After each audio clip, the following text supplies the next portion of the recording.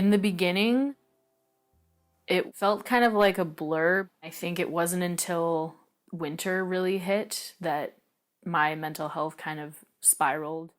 I was feeling the isolation, just, living alone.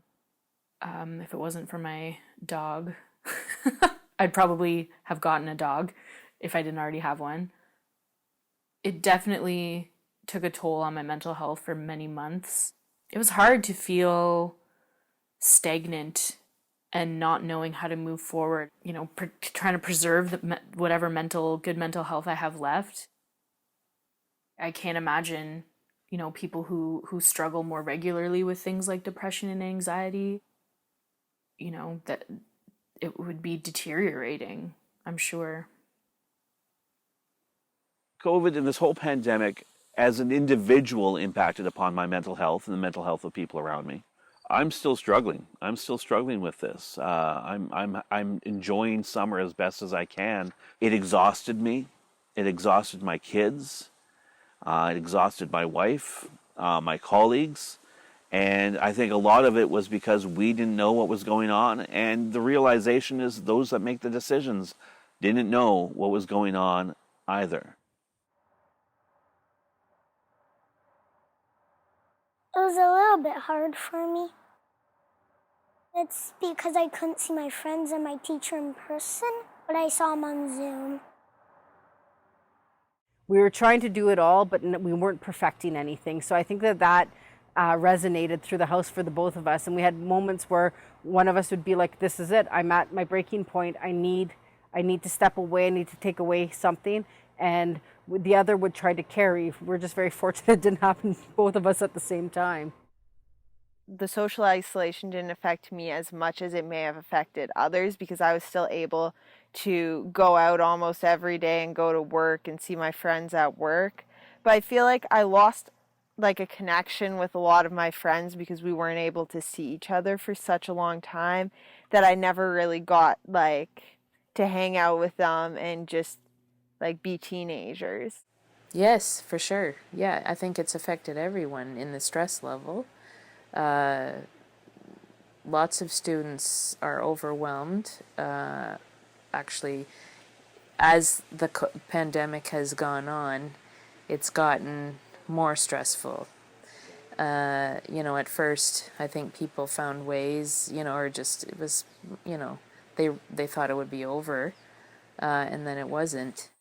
Personally, I am by nature a bit of a hermit. However, even though by nature one likes to be on their own, the circumstances were such that might have become a bit oppressive after a while. In terms of mental health, I feel I'm pretty okay. Like I have a really supportive partner at home. I have supportive family, but definitely at times felt a little bit lonely. I'm hoping the pandemic will end soon because it's not really a good thing. It's hard. You're not allowed to go out, and sometimes there's a lockdown, and it's not really that easy. Me being home alone without my friends, it was boring. I didn't really do much. I was doing the same thing over and over, and I didn't like it. COVID did raise my level of anxiety because I'm a person who already deals with anxiety. So I found it affected it even more, and it became a huge challenge to overcome. But I just, you kind of have to readjust the way that you live and the way that you cope. And was able to get through it, and it's getting better, but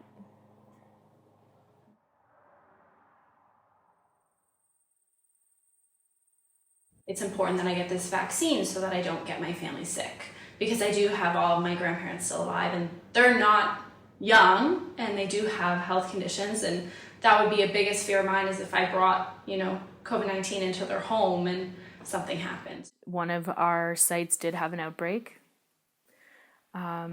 where multiple educators and children contracted the virus.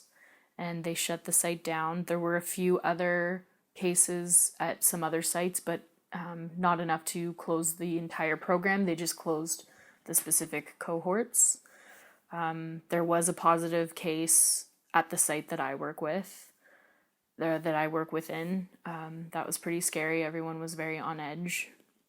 We're absolutely covered in masks, covered in goggles, spraying every surface that any kid would have come in contact with. These routine bathroom breaks where the bathrooms were cleaned religiously afterwards. It was all very rigid. You were only allowed to stay in your one classroom. If you wanted to go to the bathroom, you had to let the teacher know, and it was a whole process because they had to like put it into the computer so they could track you. We had a very large cohort of our students who did contract COVID. They broke the rules and they had a bush party, and from there, a number of them contracted COVID.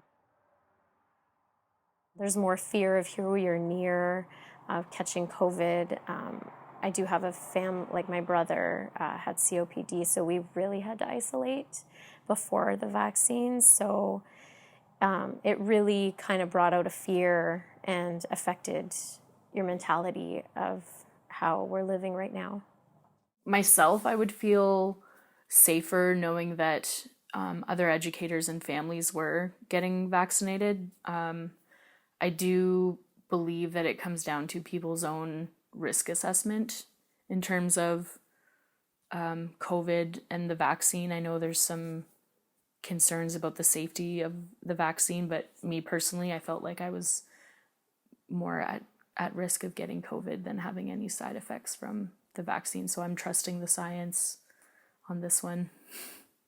I do worry about those who have doubted the science, and I just hope that this fourth or fifth or sixth wave or whatever comes forward is not something that will take more lives. I don't think this pandemic is going to just disappear, and so I think we really have to really look at who's benefiting, how they're benefiting, what are the real problems, and we need to address them properly. We have to see what we can learn from it and grow from it. COVID does present itself with this type of pandemic response, and survivalism does build itself a lot of negativity, but we have to see the positive that's in there as well. What have we learned? How have we grown? What can we do to better weather future storms? It's nice now that more and more people are getting vaccinated. It feels a lot safer. I didn't like wearing a mask all the time. No, and do you find that you worry sometimes about COVID? Is that something that worries you, COVID? Yes. Why does COVID worry you? Because, I don't want to catch COVID. Right. And are you afraid of germs? Yes. Yeah, it made you afraid of germs. And did it make you afraid of maybe meeting up with your friends? Yes. Yeah. We were told in the news that teachers had received lots of training. We received nothing. We received zero training. It's like saying we were decorated war heroes with tons of background experience, when in fact we were just first time grunts given a gun, thrown into the ditch and told to fight. We had no idea what we were doing and what we were up to.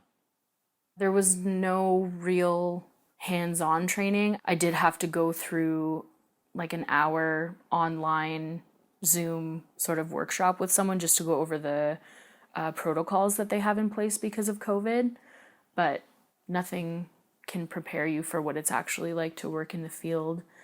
Maybe in other boards or whatever, they get more training regarding this, but I haven't had any. And so, it often felt like just thrown in the pool and finding your way. I don't get paid sick days. Luckily, there was some financial relief from the government, because if if I went into work with a cough, I wouldn't pass the screening at the door, or if I had a little fever. So all of these little symptoms, and then you have to get tested, you have to self-isolate until you're symptom-free. There definitely were not enough supports in place for early childhood educators who have been working frontline, just, like the nurses have been. It overextended me because I had 2 children remote learning at home. You had to find spaces where they each had their quiet time. You had to be able to help both, and then that can become frustrating on them because they want the support of your parent, but you're trying to stretch that both ways. So as a parent, you feel extremely overextended. I know for my situation, I don't feel as though the school board was able to give me the support that I would have needed to be more successful. As someone who lives in a rural area, I don't have the best Wi-Fi at my house. And I know for me and my parents, it was a fight with the school board for many weeks to be able to get I ended up with an iPad that had cell service, but it was a fight.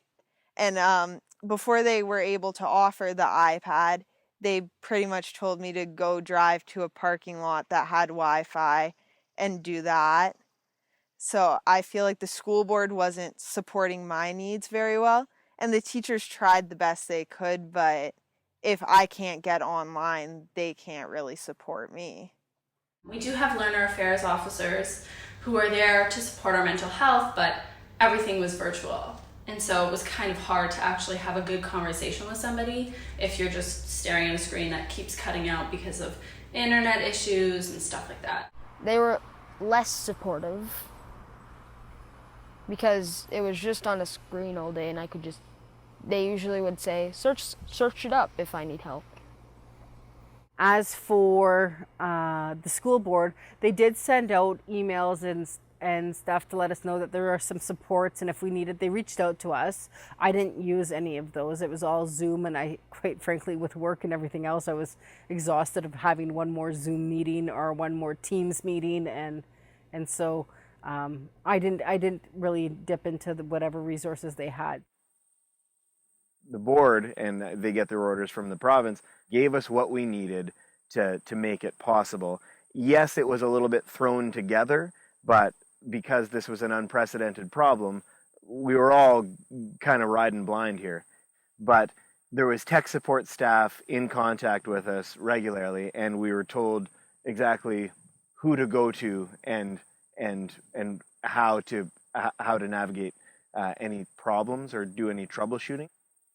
Our school board did invest money in cell phones that they could use as personal hotspots. It was the best that they could do with the little funding that they had. I had some students who school was their safe place. Home was full of violence, drugs, lack of food. Their only meals they got were through the school. And some of these students, especially my First Nations students, are already working through generational trauma.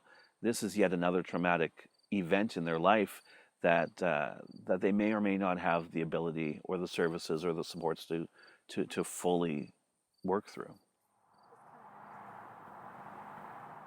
Working on a computer is a little bit harder for me than working in paper. I find it would be a lot better that we go back to school, because with online learning, it was kind of no schedule. Everything's just random all the time. There's nothing really going on because we can just push a button and we're out of school. We can't have our cameras on because our bandwidth issues and technology issues. So we're kind of just staring at a screen on mute just for hours on end. And then having to ask a question in an email afterwards was really tricky to try and explain what they were saying in their lecture and what I was trying to understand. I prefer going to school because it's a lot more fun. It's interesting. I have a very hard time with remote learning. I have a hard time keeping myself accountable to actually do the work. There wasn't a large opportunity to ask teachers questions. They kind of just taught their lesson and left. So I feel like in class learning, you really have a better opportunity to get your questions answered and explain yourself. It's a lot easier to explain what you're having a problem with and why you're having that problem. Prior to the pandemic and virtual learning, Logan was reading 20 minutes a night, and now there was no assigned reading for these kids, and there was no books, there was nothing, and that was definitely, I had to try to find resources myself to try to get him to do a little bit of reading. With my daughter, she's better with structure, and I find once she was at home learning, it's different with a child with their parent learning compared to having a teacher. With the pandemic, it was survival mode. It wasn't teaching. I don't consider what we've done for the last 2 years as teaching in any sense of the word. Just doing the basic things like, students handing in assignments, homework, whatever. It's not like a piece of paper, you mark it and give it back. It's like downloading, then using the computer to mark it, then uploading it again and attaching it to, like, my time just doing the basic things like that has tripled. There's a few things that were bothersome. The first thing is that you really can't monitor what the kids are doing.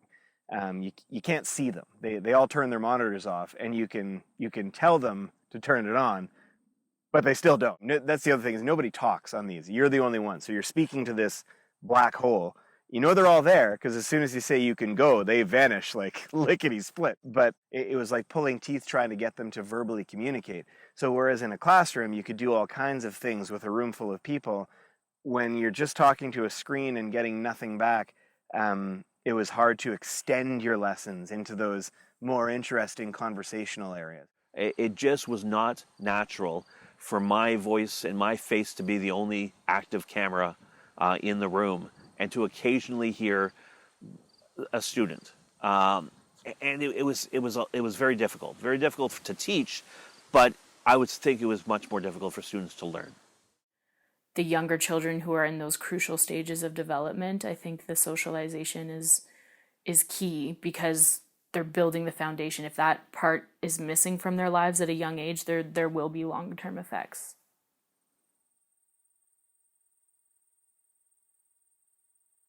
As a result of, being able to offer online teaching, online learning, I have people from all over. Like, there's people in Quebec, there's people in different parts of Ontario, there's people in different countries in my class. I stirred up so many visuals because I had to give them something to go on during COVID, that I've realized some of my lessons were probably a little blander than I knew. So I think a lot of what I've done in terms of lessons from home, I made as glitzy as possible with video clips, sound bites, YouTube clips, things like that I dredged up through the COVID experience. But I now have them. They're all on file, and I'll use those, because I know that when I'm teaching a certain lesson, I'll be like, oh, I taught this when I had COVID. Look at this nice clip I have to illustrate the point that we're talking about. I know with me, I try to bring as many guests into my classroom as possible. And it's so much easier to do that in a remote area like here when you do that through Zoom or Google Hangouts. So I'm able to bring in guests from all over the world. And I hope that other teachers are going to do that as well, that we don't go back to just the cinder block Socratic style of teaching anymore, but that we do see that the world is huge. I do like remote learning in terms of, not having to get up, get ready, drive to school, and waste time, driving to school, trying to find parking. And the parking is very expensive. So that was actually nice to save some money on that. Pros that I would say is the kids were never late for school. They were always on time. I think for my daughter, sometimes it was easier for her to be able to get her work done and not be as distracted because her friends weren't there. I feel like the biggest benefit for me was probably that I was a lot less tired when I was doing school, because I had the opportunity to sleep a little more. I didn't have to get up early and drive to school. So I was able to be less tired and more refreshed when learning. Some children with major social anxieties or learning disabilities are excelling academically with the option of online learning. I think I'm more organized, actually, and I think I've improved in regards to my thinking ahead and planning, I guess. If I were to say that there was any benefit, is that we were in the middle of a pandemic and I didn't have to worry about my kids' exposure or to trace them through different points of contact. So there is a positive. Something that I was really happy about with this was that I got to spend a lot more time with my family. And I got a lot more relationship-wise. I don't know how to phrase that, but I got a lot more together. I don't know how to say it. The other thing too is, again, not to be all green about it, but are we burning resources that don't need to be burned just to bring human beings to one central location and hold them for a certain period of time just so we can burn more resources to get them home again? That model is questionable, and I think COVID has sort of taught us that we can. It's okay to question that model.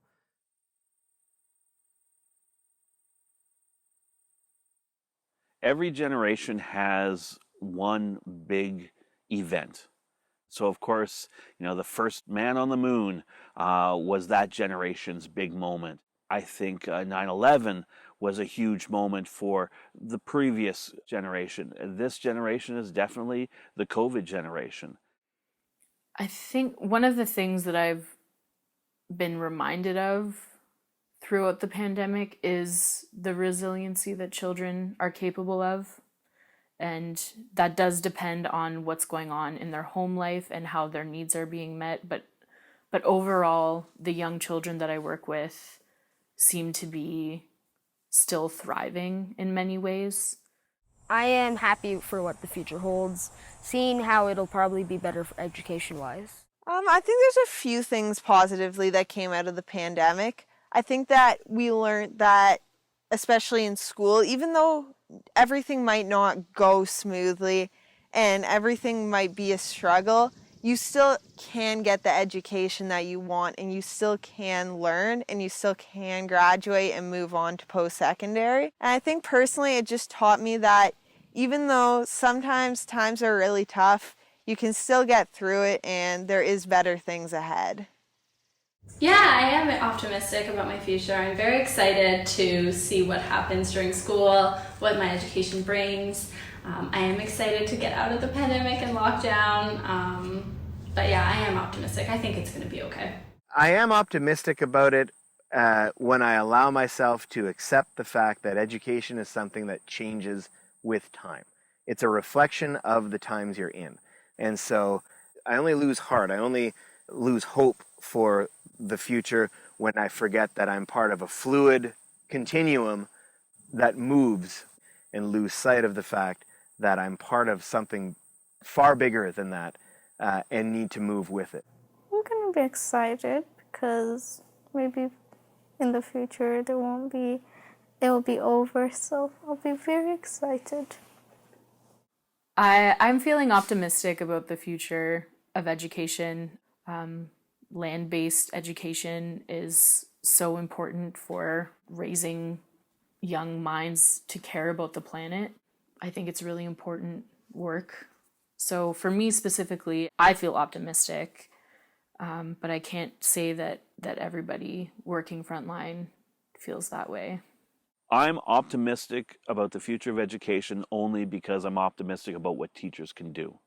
I'm not optimistic that the government knows what they're doing, but I'm optimistic that even if given a terrible set of ingredients, the recipes that we as teachers can come up with are going to be incredible. I don't think you can find another industry where you have such a dynamic group of interesting, creative, fun people as you do in education. So my optimism comes from that, not necessarily from policy. I do have an optimistic view for my child's education because I'm hoping that it doesn't get any worse than it was. You can get through it, that's for sure. Although it might be tough and difficult and you feel lonely, it'll get better because soon enough this pandemic will be over and we'll all get together again and you'll be able to learn the way that you feel most comfortable learning.